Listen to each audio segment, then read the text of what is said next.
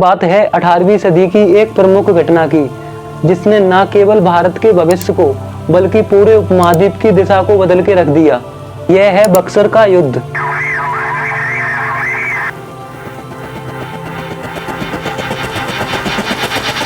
कहानी शुरू होती है 22 अक्टूबर 1764 से।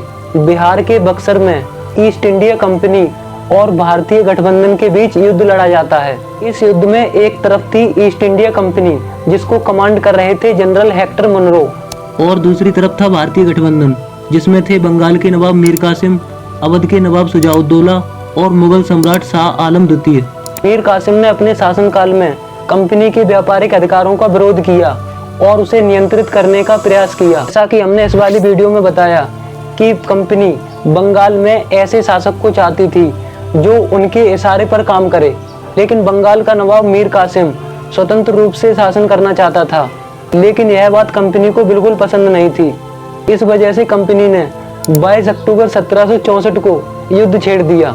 जैसे ही युद्ध शुरू हुआ, दोनों पक्षों ने अपनी रणनीतियां अपनाई। जनरल हेक्टर मुनरो ने अपनी सेना को 3 हिस्सों में बांट दिया और हर हिस्से को अलग अलग दिशा में हमला करने के लिए तैनात किया, और दूसरी तरफ मीर कासिम और उसके सहयोगियों ने सेना को आधुनिक हथियारों के साथ तैयार किया।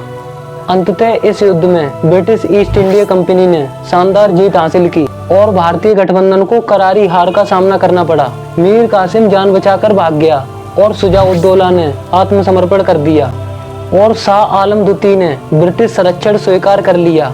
बक्सर के युद्ध के बाद 1765 में इलाहाबाद की संधि हुई, जिसमें मुगल सम्राट ने बंगाल, बिहार और उड़ीसा के दीवानी अधिकार को कंपनी को सौंप दिया। अवध के नवाब शुजाउद्दौला को नवाब बने रहने दिया, लेकिन उस पर भारी जुर्माना लगाया। इस युद्ध के बाद कंपनी व्यापारिक शक्ति के साथ साथ राजनीतिक शक्ति के रूप में उभर कर आई।